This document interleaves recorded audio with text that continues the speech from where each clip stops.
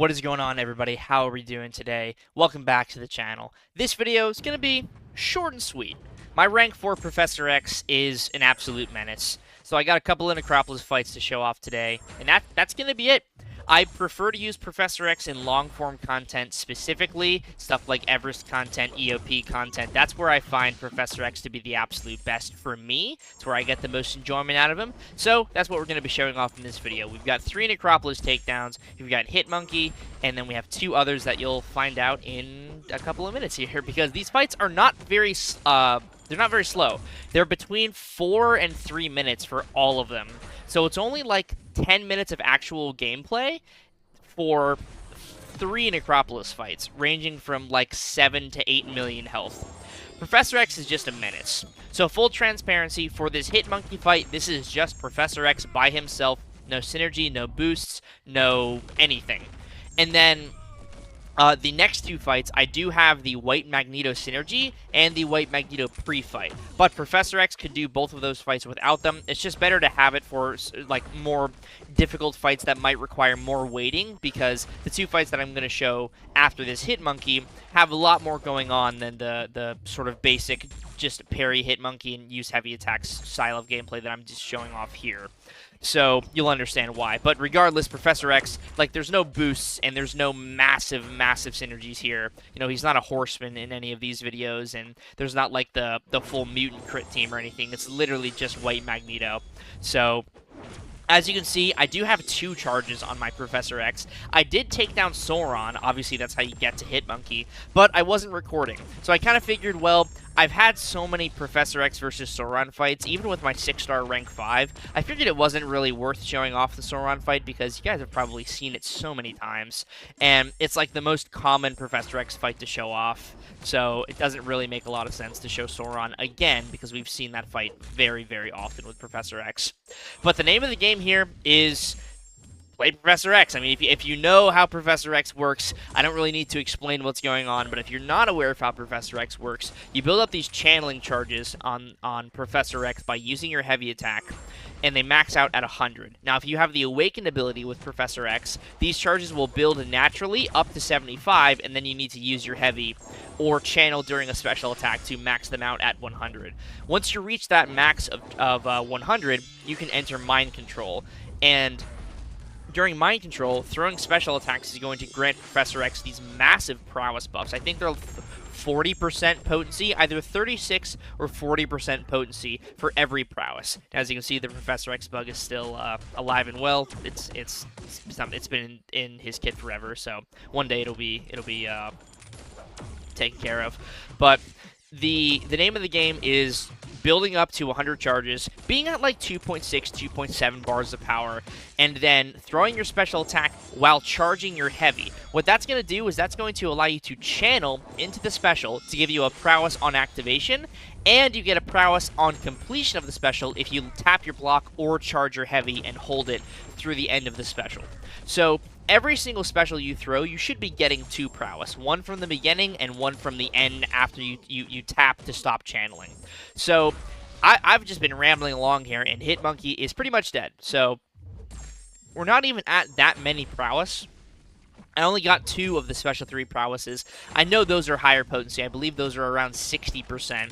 And that's not even mentioning what the Awakened ability does. My Professor X is Sig 1. I use an Awakening gem on this guy. The Awakened ability increases your prowess potency by up to 50% based on the amount of power the opponent has. So any amount of power is going to give an increase to all potency of prowess on Professor X. Even if it's just a little bit of power, you know, like half a bar of power, you're still getting a potency increase on all of your prowess effects.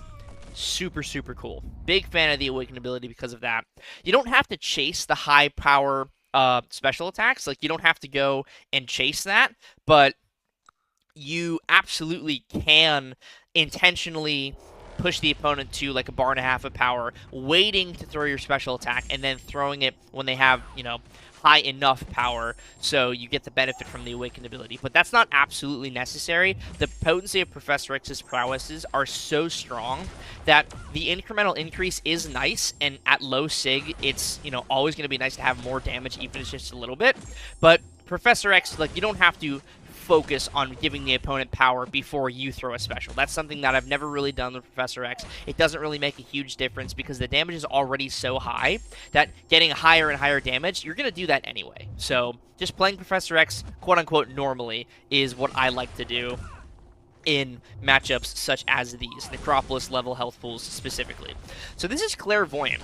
This is the path with the reverse controls, but obviously Professor X is immune to reverse controls, but Claire can nullify buffs. But the good thing is she's going to prioritize nullifying those placebo buffs. So my prowesses are pretty much safe. One or two of them might get the nullify like every once in a while, but I'm stacking up so many of them, and I'm only doing single hit attacks, you know, heavy attacks or maybe a couple of hits in my combo, not going for full combos.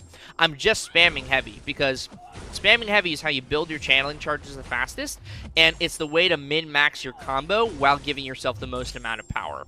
Additionally, if you haven't already noticed, Professor X has this vigilance icon that is permanently by his prowess to the right of it while I'm above 25 channeling charges. So while above 25 channeling, Professor X bypasses evade and miss. So it's just incredible utility to have. I believe there is a caveat. I forget exactly what the caveat is. It might be psychic shielding that bypasses the miss and evade counter. I think it's like psychic shielding or it's the class disadvantage. I'm actually going to check right now because I would rather know than not know. But I believe it has something to do with either class disadvantage, psychic shielding, or some combination of the two. But regardless, Professor X has an amazing evade and miss counter. It has nothing to do with like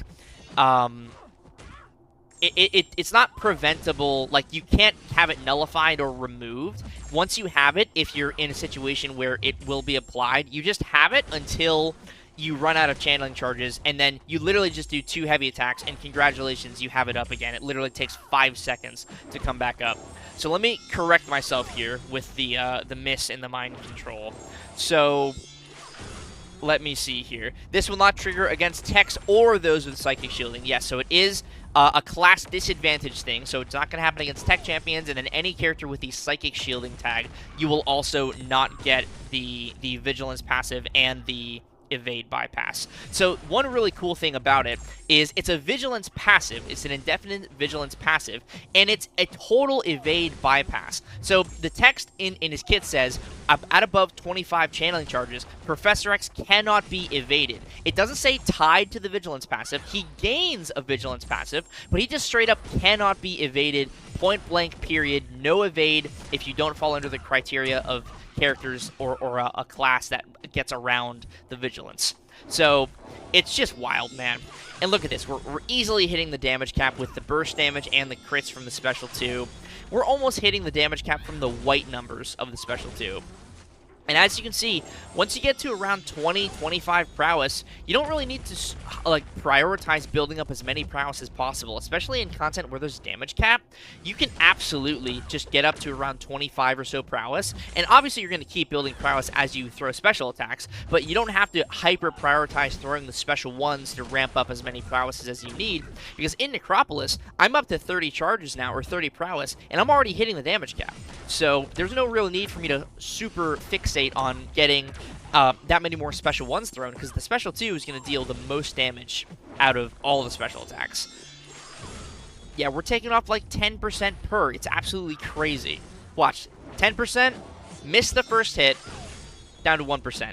That was like, let's see, Claire has what, 8 million health? That was 800,000 damage, roughly, in that special 2. And I missed the first hit. 4 minutes for that Clairvoyant. Now we have the final fight here. We have Shang-Chi. I do admit I make a couple of mistakes in this fight, but this is kind of the nature of this fight. It is a little tricky to remember all the things going on, but I eventually get a grip and I remember exactly what I need to do. I go for a couple of full combos, and you'll see and understand why that's a mistake in this fight, because all of the things you do in this fight will give Shang-Chi his charges. So if you go for a full 5-hit combo, you're going to stun yourself. So just be aware of that if you fight Necropolis Shang-Chi anytime soon.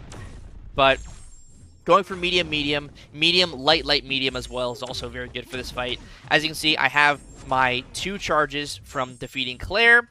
As you can see, I went for the full 5-hit combo there. Not necessarily a recommendation, but you can like throw a relic right before if you want to save yourself. It's just, you can avoid it by not going for the full 5-hit combo.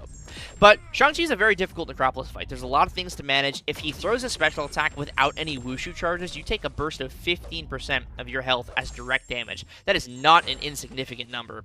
So you really need to like maximize the Wushu charges and prioritize the amount that you're giving him.